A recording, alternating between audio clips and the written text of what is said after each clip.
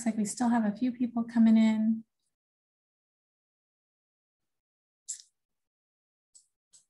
We will go ahead and get started. So welcome everyone to today's webinar. I am Leslie Barlin and I'm the Green Business Network Program Manager at Bridging the Gap. It looks like we have a great group today and I'm so excited that you all are joining us for what I believe is a very important discussion, looking at how our region can best prepare for and mitigate the effects of climate change, not only on our environment, but also on everyone who lives here. And specifically how businesses can and will need to play a role in that. Before we get started, I have a few quick notes about today's webinar and a few other announcements. First, all attendees are in listen-only mode. We do hope that you'll have lots of questions during the presentation today.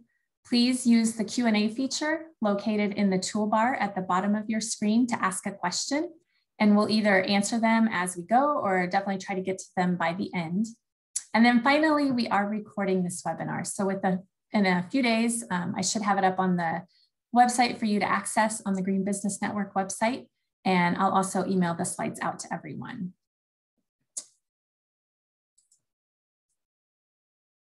Right.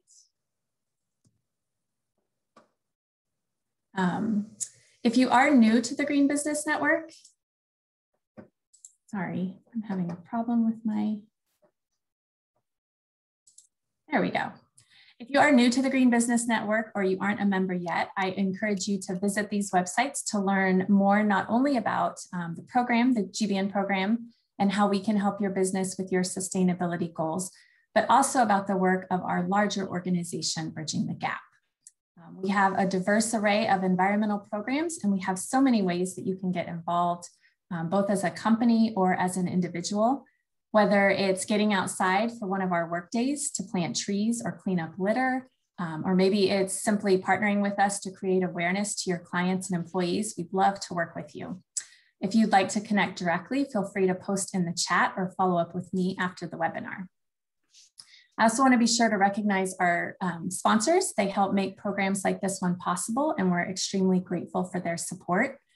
Another important way we're supported is through our members. Many of you attending today's webinar are already Green Business Network members. And we also have folks joining us from the Kansas City Industrial Council. Thank you so much for that support. But if you're not a member and we hope that you'll consider joining this year. And you can do that on our website or by reaching out to me. All right. I hope you'll be able to join us for our next program, which is on May 4th.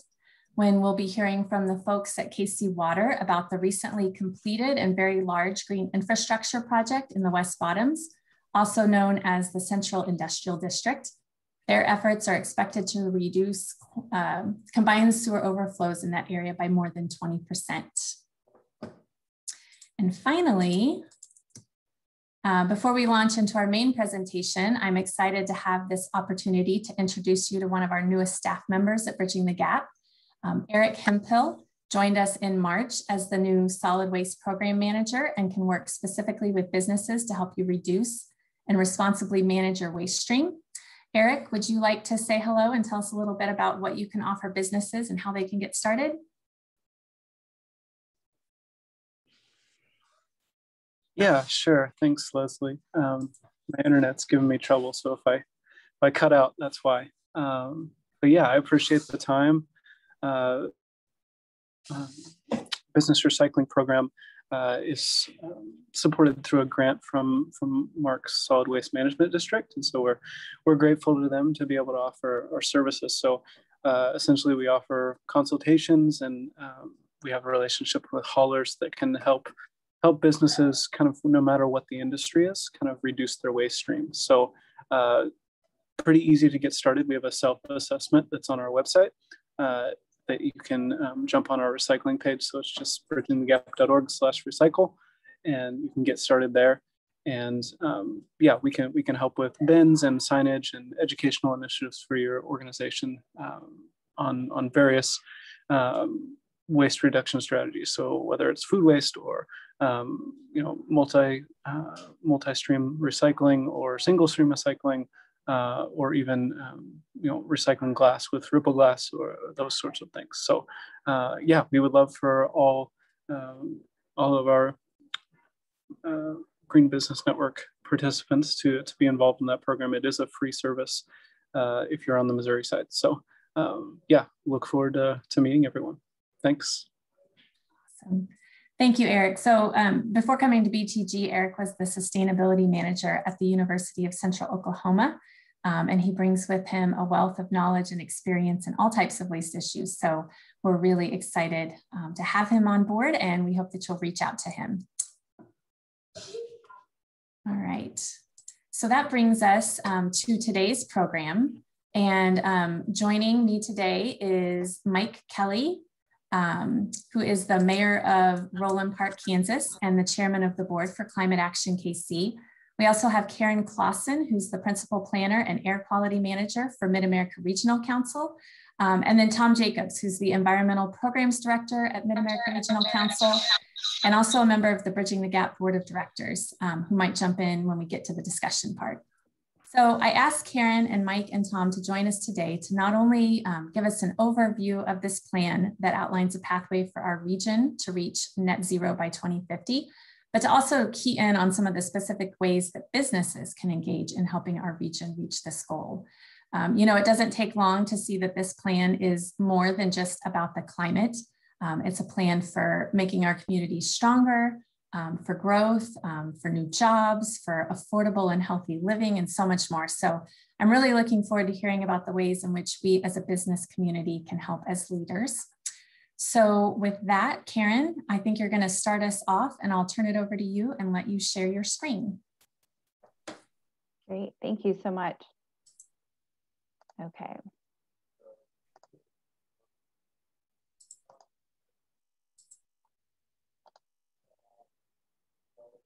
Hold on. There we go. All right. Well, again, my name is Karen Claussen. It's really good to be here. Thank you, Leslie, and everybody at Bridging the Gap for having us come share the plan with all of you today. It's been a project that's been long in the works, and we're very excited to kind of show it all across the region.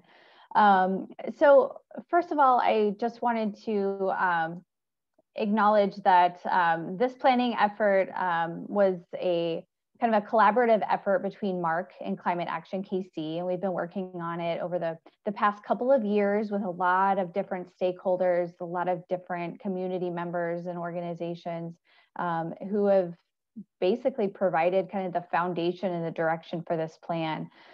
So the Climate Action Plan we consider it a kind of a voluntary, flexible, and very collaborative framework, so that anybody who finds this plan can find their pathway within it, whether you're a local government, whether you're an institution like a hospital or a school district, or whether you're a business. There's something in this plan for you.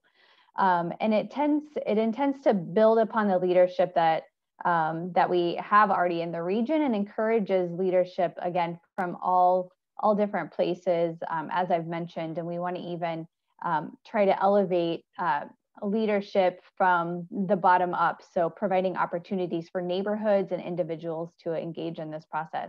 You'll see on this slide that it says net zero region by 2050, and that is the target for our plan, and it's a very aggressive target, but we believe the strategies that are included in this plan will get us to net zero by 2050, and I'll talk a little bit about how we will do that. So first, a few guiding thoughts. These are guiding thoughts that we've been utilizing for quite a while in our climate planning work, and they really help kind of lay the principles that we want to follow in the implementation of this plan down, so that everybody can be on the same page. But the first one is that so much that we want to do already, or that we need to do, we want to do, and we're already doing these things. We know we want to build stronger and healthier and more vibrant communities, and we have a lot of programming in place and a lot of organizations that are already working towards this end. And so this plan very much aligns with a lot of the things that we're already doing. We just know that we need to build on these existing successes that are already popping up that we've already seen. We just know we need to scale those up and do much, much more.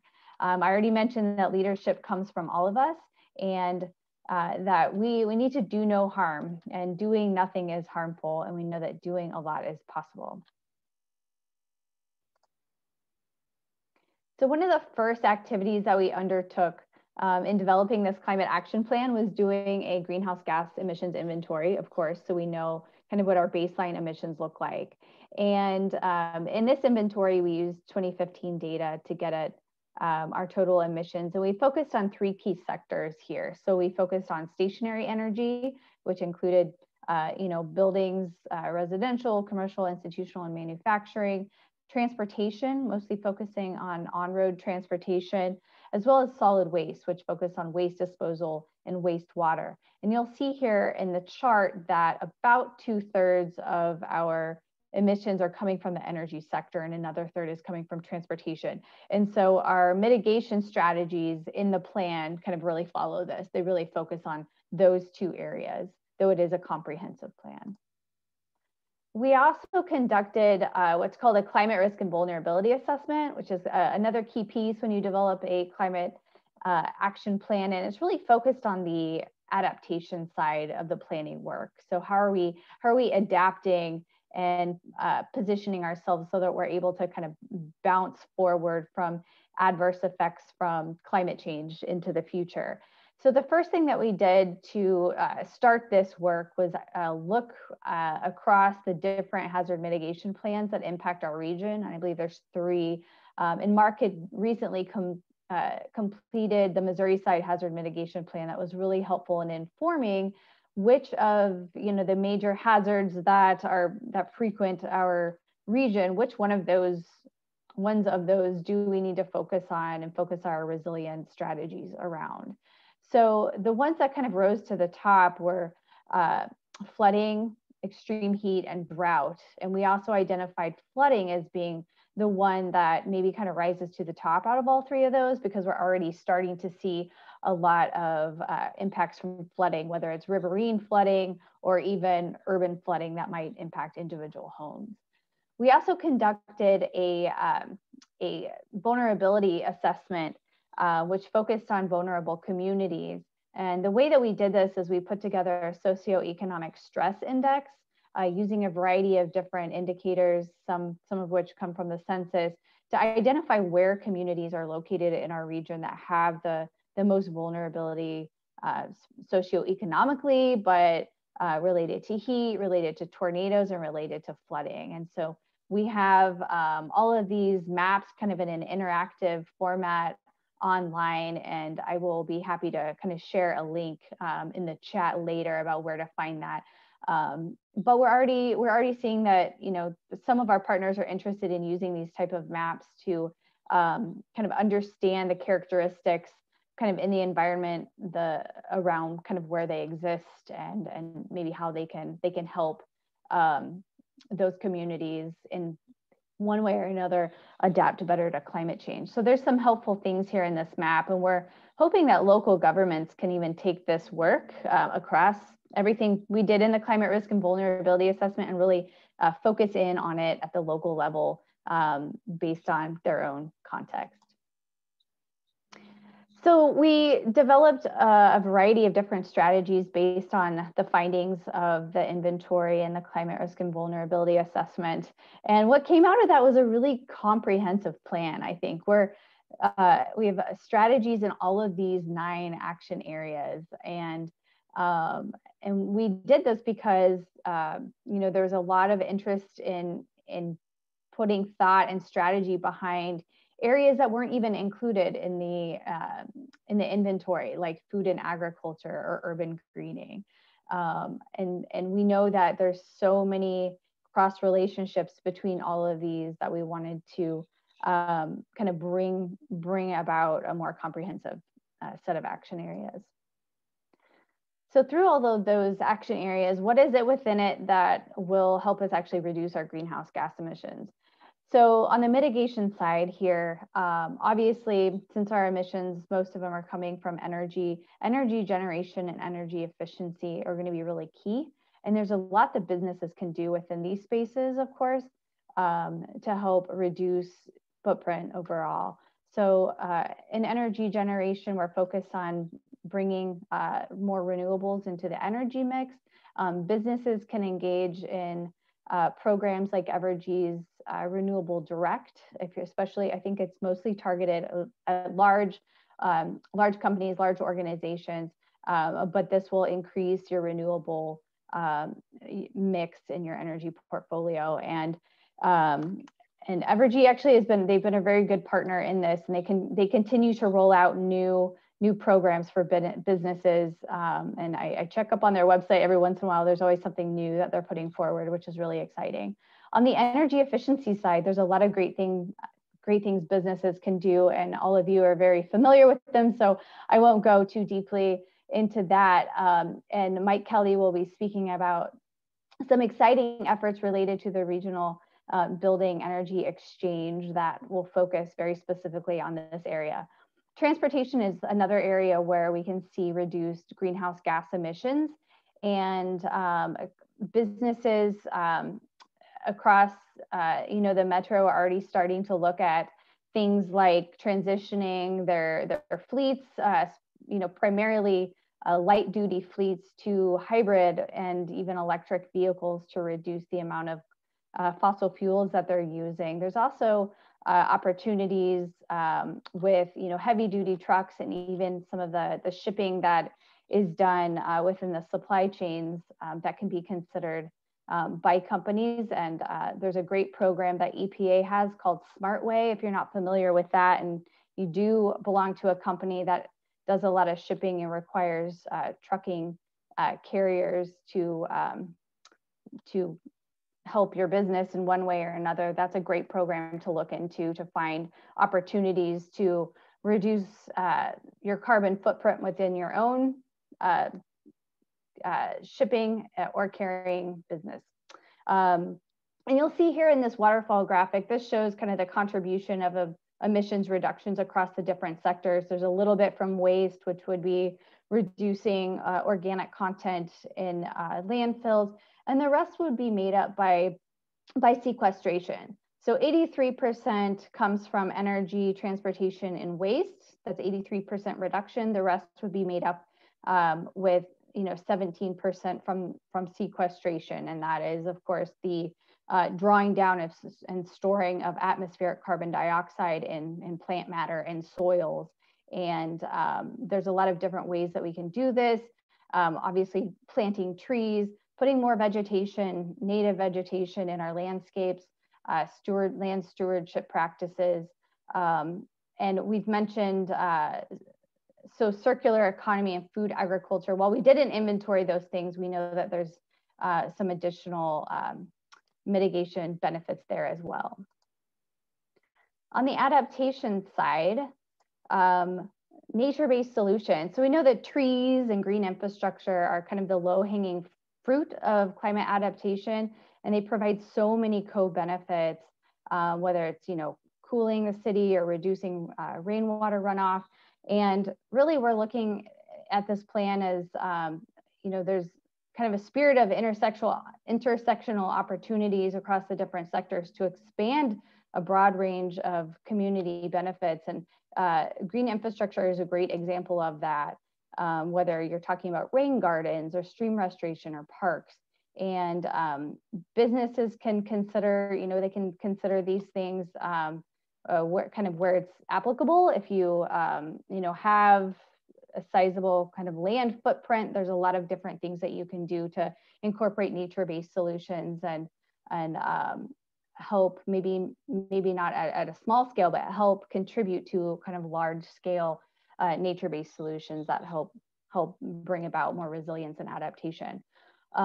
Food and agriculture is part of this as well, especially when combined with green infrastructure, because we then start thinking about addressing food insecurity as well, and making sure our soils are healthy.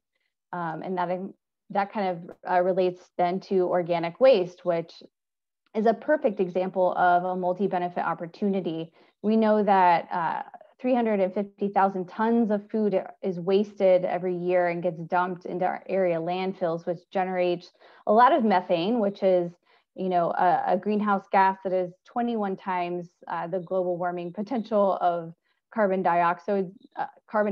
So it's very potent. And we can use this organic waste to, you know, build more compost, which can then help area urban agriculture outfits. It can also bring about more jobs. It can help enrich the soil and turn it into a sponge and help reduce flooding. So there's a lot of wins there as well. We include finance and innovation. We wanted to include this because we have such a rich innovation and entrepreneurship kind of ecosystem in the Kansas City area. And so we need to start thinking about how climate kind of interacts with that ecosystem. And there's a lot of great kind of platforms, whether it's incubators and accelerators. If you're a business that has kind of an internal accelerator or incubator, you can start thinking about how climate action in the region can be crossed with some of the work that you're doing. But we think there's a lot of great platforms out there that can help us explore investments in energy efficiency, renewable energy, green infrastructure, recycling, and all of that can create a lot of new businesses and new jobs in our region. So there's a great economic benefit there as well. And then resilient infrastructure. So we are looking at, we know we need to have more infrastructure in the region that is built to consider and stand up to the risks of extreme weather in our region and kind of improve the ecological health of our region as well. And along with this, so this kind of hard infrastructure, we want to start thinking about the soft infrastructure that's more people-centered, that, you know, starts really connecting people to the resources that they need to help individuals, households, neighborhoods start building their own resilience. So that could look like, you know, bringing together and providing more connections to nonprofit organizations that are providing, you know, social service type of functions to people. We want to make sure we're uplifting and helping scale up those type of organizations where we can. So I mentioned some of the intersectionality and the linkages that's kind of integral into climate planning. And this graphic kind of shows some of the things that we're focused on, that there's a lot of connections, and we want to try to elevate the linkages between different strategies in the plan. We actually have a little flower graphic very similar to this that shows, you know, if you're looking at green infrastructure, where else in the plan should you also be thinking, what should you be thinking about, so that we can start really optimizing the outcomes of our work. So if you're investing in transportation, maybe you're incorporating some green infrastructure as well in that, and creating additional benefits. So the next steps for our planning work. So this plan just got adopted about a week and a half ago, and so we're full steam ahead trying to move on to the next steps. The first one is trying to build a new forum to help coordinate regional action around climate in the region. And so we're actively looking at our committee organizations, our structures, and trying to figure out what makes the most sense for kind of building a body that can have a high level overview and coordinating function around climate. We're also expanding regional tree planting and green infrastructure initiatives. A lot of education is part of that, coordinating with volunteers and everything that goes around that. We know Bridging the Gap does a lot of tree planting work, probably the most in the region. But we know, because sequestration is such a huge part of getting our region towards our net zero by 2050 goal, tree planting, green infrastructure, getting more natives into the ground is going to be essential, and we need to start now so that those trees can grow big and healthy, and provide us the benefits that we need. We're also going to be developing specific targets related to different strategies in each of the action sections in the plan. A good example of this that we'll probably be tackling first is related to transportation, and determining related to how many vehicle miles traveled we have in the region each year. What is our target for reducing that? That's going to be a challenge to come up with that target, but that's a great example of some of the things that we want to include. There's a whole list of kind of illustrative targets that we're considering, and you can find those towards the back of the plan. We're also actively working on an ambassador program right now. We have limited capacity, quite honestly, to conduct a lot of outreach. And so we're relying on a host of volunteers that we're calling ambassadors to help put the plan in front of more people, that really expand our outreach and engage more people. And so yesterday we started our first training of ambassadors. We have another training tonight at 5:30. If you're interested in participating, please mention so in the chat and I will hook you up. But we're going to need ambassadors to go out to local governments, and we're going to need ambassadors to go out to businesses across the community as well and help share the plan and find ways of engaging and building collaborations and partnerships with all of these different stakeholders in the region. We're also, Climate Action KC is working on launching the Regional Building and Energy Exchange, which we call BX. And Mike, I'll turn it over to him and he will talk a little bit more about that. And I will mention, so when he's done, we do want to kind of facilitate a little bit of a discussion as well. So we have some questions to put in front of you. So for now, I will stop sharing and give it over to Mike. Well, thank you very much, Karen. And before I begin, want to again say thank you to you and thank you to Tom and everybody on the MARC team that was the real backbone behind the Climate Action Plan. I'm proud of the work that Climate Action KC did in preparing the Climate Action Plan and in working to develop partnerships to make it a possibility.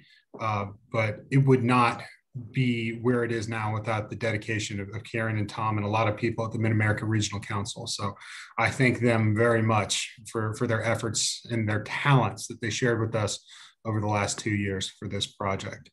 I'm going to go ahead and start sharing my screen now with a couple of slides regarding the Regional Building Energy Exchange. And I also wanted to thank Leslie and the Green Business Network for inviting me back to present today, but also for the great work that Bridging the Gap does. Bridging the Gap was one of the early partners of Climate Action KC. And we have a program director from Bridging the Gap who's on our executive board, and that is Keisha. And she's done a fantastic job and leads our equity committee. And so I wanted to say thanks again for all the work that they do in pushing the conversation forward regarding a resilient Kansas City region. As you all know, Climate Action KC is a collection of leaders throughout the metropolitan region that's focused on promoting strategies and solutions that, yes, draw down carbon emissions, but also find those connections. Karen talked a lot about the intersectionality of climate resilience, but Tom likes to call them linkages. I like to call them connections because there's really great benefit to doing good things for their own sake and finding those opportunities as it relates to housing or to high-performing buildings or community health, quality of life, economic opportunity and workforce development. It's great to be able to promote these things for those connections while also providing an opportunity to reduce emissions and have Kansas City do its part to promote a habitable planet. So we thank the number of partners that have supported Climate Action KC and continue to support them, some of whom are recognized here today and who are on the call. So thank you all for your continued partnership. When we went through the emissions inventory and recognizing where we need to be from a business as usual case to where we want to go, whether that is putting us in compliance with the Paris Climate Accord or the IPCC's special report, or even the fourth iteration of the National Climate Assessment that even under the last administration showed a daunting task in front of us. So regardless of what where we wanted to go from a goal standpoint, we knew that there was a great amount of work to do, but also a good opportunity to lean into a tipping point that we felt. And that's one of the things that's been so heartening about Climate Action KC is we felt this sea change that has come not only in our nation, but I think in the Kansas City metropolitan region of people not only recognizing the good things that they're already doing, but being willing to learn and to adapt and to take on some of the new challenges. And I think it's very timely that Kansas City finds itself in this place, especially given the opportunities that may be made available by the new administration in the American Jobs Plan, whether that be for electric vehicles, whether that be for infrastructure investment, and whether that be for high-performing buildings or transit or rural opportunity in broadband and smart grid. We really feel that we are at the tipping point and at a good time to be in this space for the Kansas City region. Obviously, Karen did a fantastic job giving you a background on our climate action plan, but I wanted to always make sure that I mention our partners at the Global Covenant as well as the IUC and thank them for all their help in making this climate action plan for our entire region a reality because it was a pilot. We would not have been able to do it without their help, but some ingenuity within Climate Action KC and Mark. So I'm really appreciative for the opportunity to try and to take this regional approach, because that's what's really necessary here. It's not just an individual climate plan for each city. It is a regional plan recognizing the connections throughout the region. So Karen mentioned the net zero goals that we have. And one of the ones I wanted to talk about today was buildings. Because when you look at our emissions inventory, 2/3 roughly come from the buildings sector. So the greatest opportunity to move that needle and the greatest opportunity that we have as a region to get to those net zero goals is by taking on the building energy piece.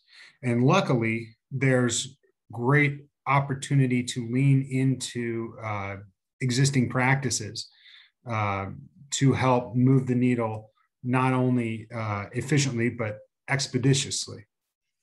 So we are creating the Regional Building Energy Exchange. It is a ecosystem creator for high-performing buildings throughout the metropolitan region. It's really focused on 3 big parts. That includes implementing best-in-class programming and matching that with multi-stakeholder education, and also helping finance the opportunities to make sure that Kansas City building owners of whatever level have the opportunity to take advantage of best practices in the built energy space. We are excited that we're not reinventing the wheel here too. It's through partnerships, both local and national, that we're going to be able to expedite action in the built space. And luckily, Kansas City is already a robust ecosystem of construction and design. We have engineering firms and construction companies that are designing and building the living and working and play spaces for the world. And so it only makes sense that our home here reflects that ingenuity, that entrepreneurship, and that advancement. So we are excited to get going through some support from local partners as well as a national foundation to help implement these best in practice programming. And really it starts with, too many there, educating the community.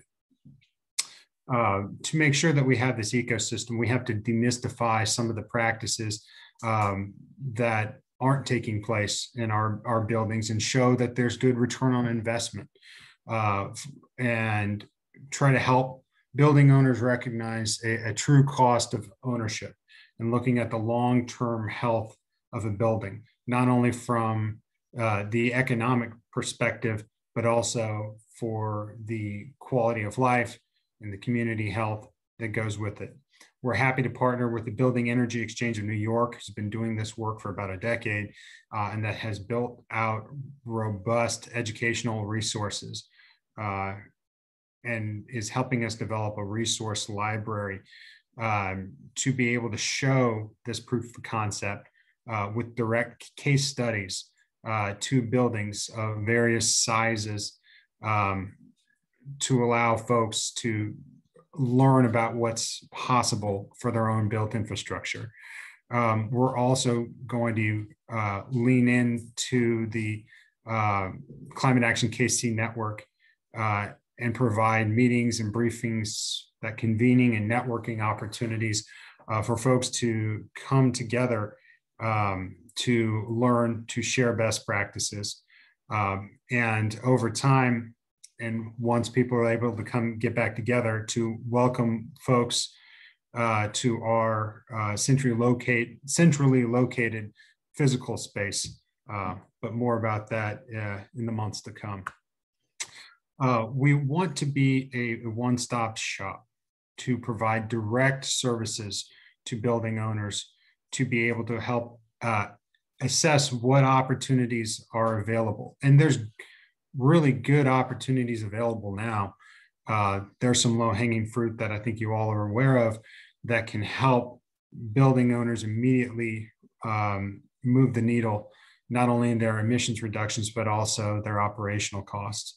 We want to help evaluate options and then connect them with the network that already exists in this space. We know that there's a gap, though, and we don't want to reinvent the wheel where there's good providers that are working in this space, but we want to accelerate the pipeline of opportunities for those who are providing these services to operate, but find that there is going to be a good opportunity to help those who are either in the low to moderate income space or in nonprofit, or also naturally occurring affordable housing, which really is a window that is open for assistance that may not be able to get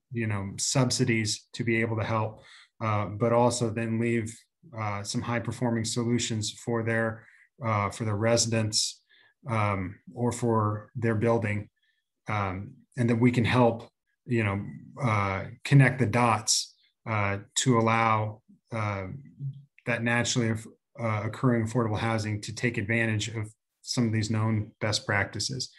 And all the while with this, we know that there needs to be a pipeline to do the work. And so we want to be ready as part of this ecosystem creation to make sure that the work that's going to be done has a workforce that's ready to do it. And when we talk about social equity, we want to make sure that this ecosystem that is being created is being created in a just way. And so through a program that we are working on we are going to help MBE and DBE contractors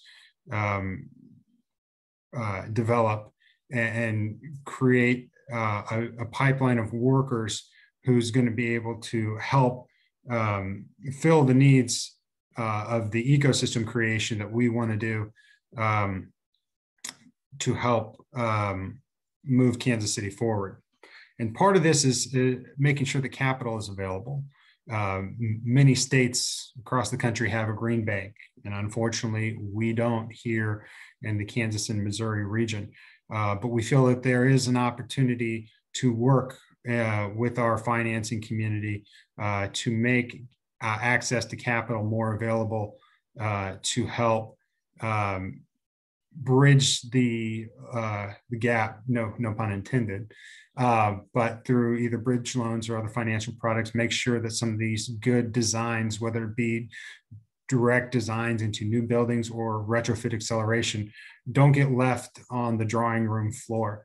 And we also are excited to lean into the innovative and entrepreneurial community in Kansas City. There's no reason why the high performance building solutions of the future aren't developed and incubated in the Silicon Prairie area that we are lucky enough to live in. So we are excited to announce some partnerships here in the next couple of weeks about an innovation challenge and really focusing on helping drive the creation of new high performance solutions from Kansas City for the rest of the country. Like I said, we're excited to get that. Could you try again? That would be my my watch wanting to chime in here, and I apologize for that. We're lucky enough to work with some national partners, so we're not starting from scratch, and we're able to accelerate the progress by utilizing some of the resources that they've already made available and bringing them directly to Kansas City to not only show proof of concept, but to take advantage of existing opportunities and opportunities to come in the near future. But you know, we're excited to partner with those in the region who are already leading in either the energy space or helping those of most direct need. And again, are always happy to partner with the MidAmerica Regional Council, who provide such a great convening opportunity for those of us in the region, and really can tap into the elected networks between market and CAKC to make sure that these good practices are matched with good policy. I appreciate, as always, the opportunity to be here. I'm looking forward to answering your questions, but also continuing these conversations moving forward. So Leslie, I believe I'm passing this back to you. And thanks everybody. I look forward to a good conversation as well. Mike, this is Tom. Hey, Tom. And there are a couple of questions posed here. The first one, will the workers building these structures be paid a livable wage? Can Absolutely. That be part of the discussion for MB, WB companies as well? Oh, that absolutely. Well, the idea here, when you talk about connections of the good things that we should do, that means when we're creating jobs, we want to create jobs that provide a livable wage. Absolutely. So as part of that contractor accelerator, we're making sure that those contractors and workers are paid a livable wage. That is a crucial component, and one that again goes to that idea of we're trying to do good things for their own sake. And yes, they also help reduce emissions. I see. There's a second question listed. I believe access to capital will be the largest barrier for retrofitting buildings. We've had federal tax credits available along with low interest tax rates, yet we have not seen the investment take place. How do you see encouraging commercial building owners to finally pull the trigger on these types of projects? Well, it all comes down to making sure that the capital is available and that the products that are available are attractive from the dollars and cents perspective, right? Because at the end of the day, that's what's going to drive the decision for a lot of the developers in our region. So we want to make sure that the capital or the financial products that are available recognize that. And I think there's good models that we can look at, whether it be NYSEG in New York that we're partnering with.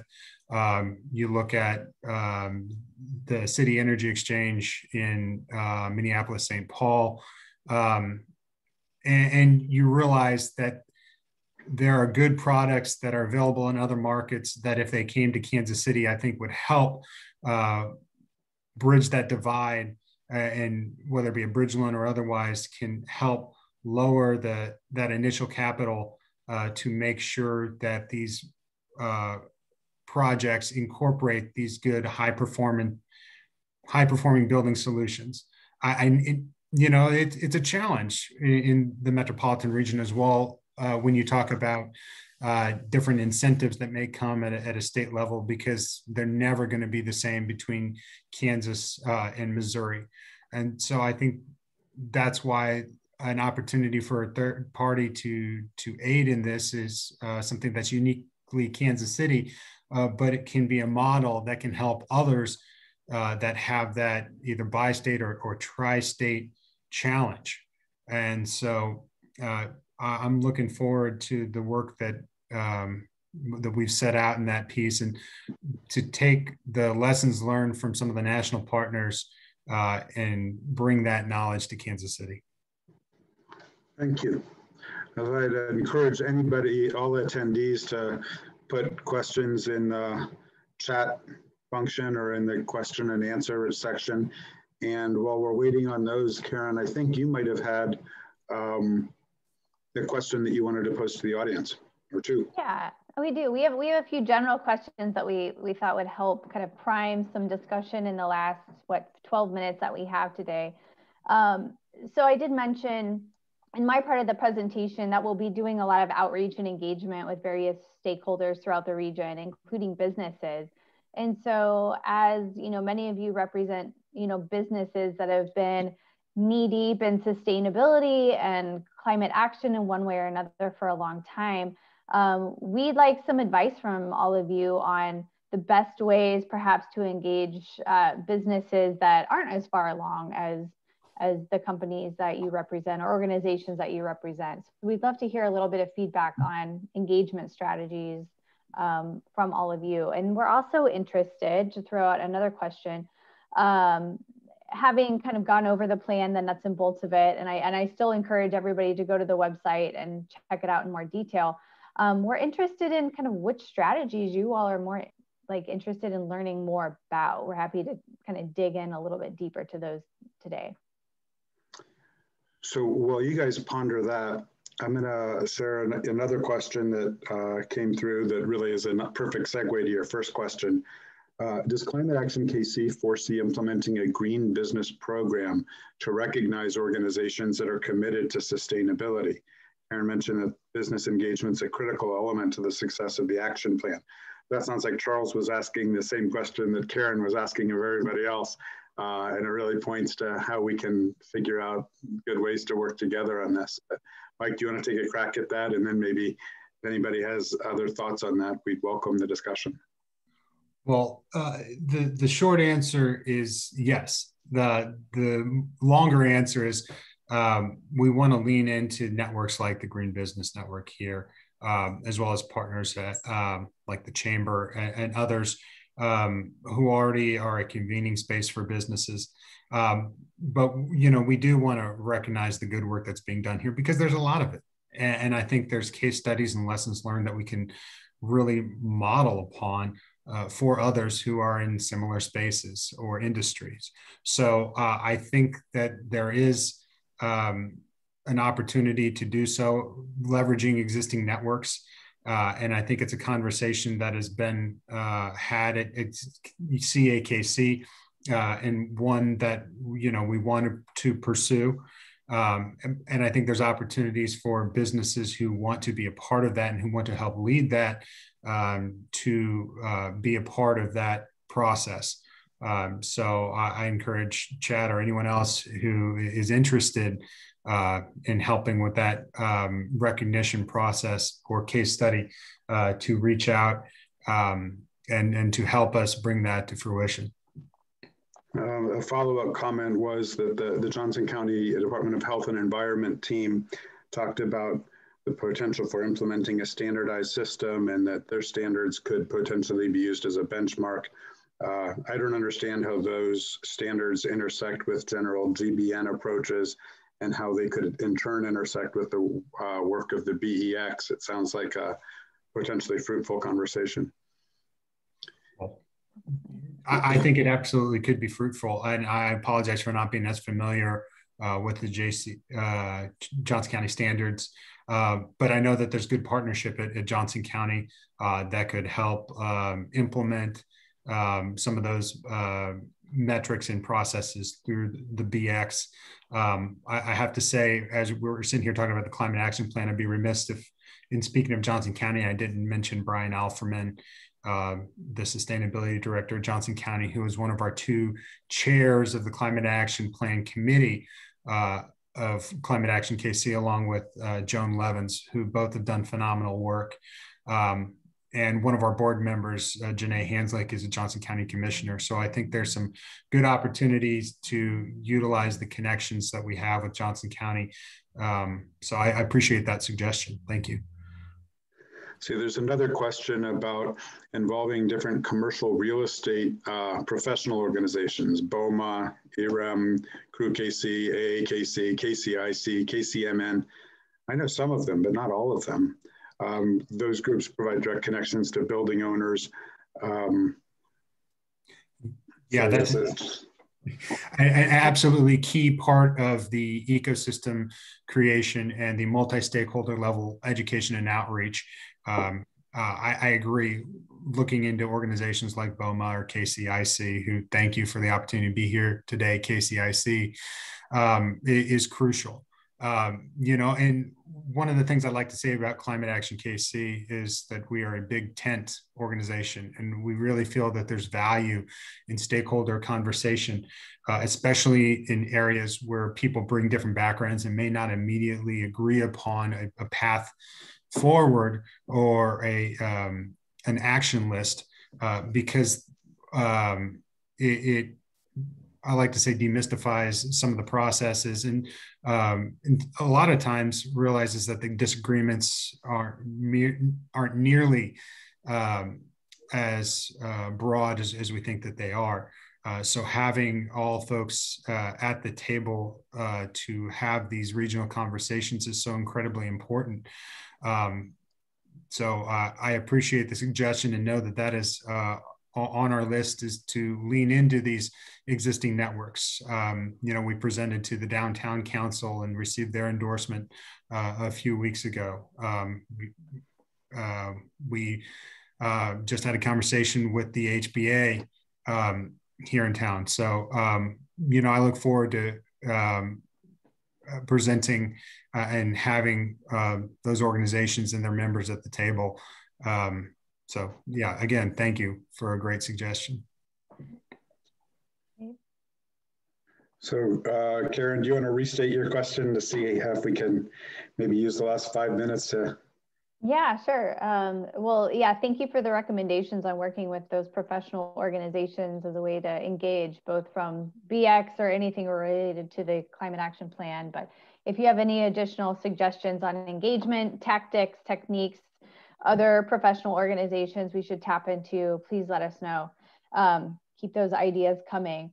I also asked about any other parts of the climate action plan that you might be interested in learning about. I think I counted over 70 different strategies that we have in the plan. So it's a big plan, and we're happy to kind of talk a little bit more about any of the sections of it if you wish. And I'm also interested in hearing about what's going on in any of your businesses, your organizations that you represent right now that you're especially excited about related to sustainability and climate action, as well as any barriers that you might be having to implementing these things.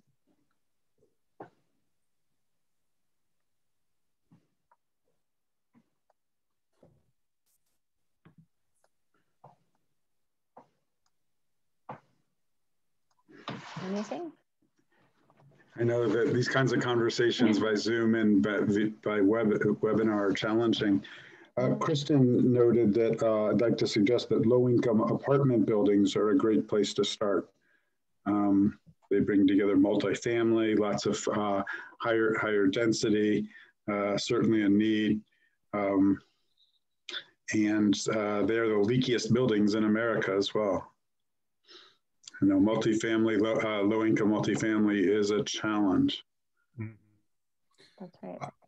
Yeah, I agree, Kristen. I think that there's great opportunity also for the connections to the social good that we're hoping to do, you know, as a collective region, you know, when we talk about affordable housing or utility costs, starting with low income multifamily, there's good practices, like you say, leaky buildings that can help from in a multifaceted perspective. And climate resilient housing is empowerment, and so we recognize that, and I agree it would be a great place to start. Since there's only a couple of minutes left, I think maybe I should pass the mic back to Leslie so she can wrap up. And let's see, there is another question here. Maybe we'll take that on first. Is KCMO looking at instituting fines for non-compliance for their goals for commercial buildings in the future?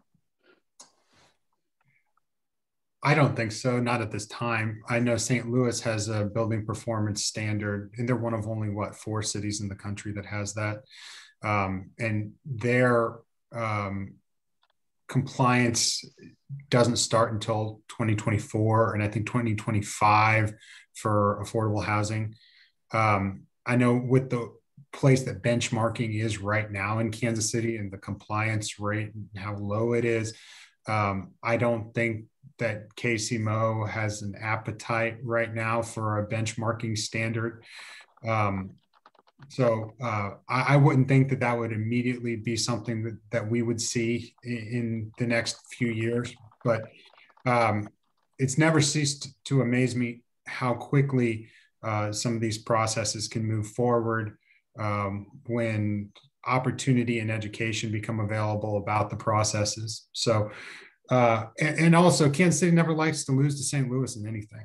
So for them to be further ahead of us in this might lean into our competitive spirit that we have as a community.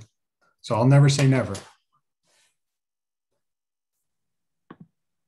All right, let's see, one more note. Metropolitan Energy Center will be working with KCMO to increase compliance on their benchmarking ordinance. So stay tuned for more information about that from MEC. All right, Leslie, and let me, on behalf of our team, let me just thank you and Bridging the Gap and everybody who signed in today for sharing a little bit of your time and giving us a chance to share some of this work with you. We really appreciate it. Thank you. Yeah, well, right back at you, Tom. Thank you so much. And Mark and Karen too. I really appreciate you taking the time to talk with us today and sharing your knowledge. And I know that Green Business Network and Bridging the Gap, we're looking forward to continuing to be a part of the discussion. I apologize. I know several attendees had a little bit of trouble getting logged on, and I think I got most of you in. So I do just want to say that we did record this session and we will have it available. So if you got in just a little bit late, I'll get that up later this afternoon and hopefully sent out by tomorrow. And hopefully you guys will all be able to register for our May 4th webinar. And I think with that, we'll end today's session, and I hope everybody gets a chance to maybe get outside and enjoy the sunshine. Talk to you later. Thank you. Thank you all very much. Happy to be here. Have a great day.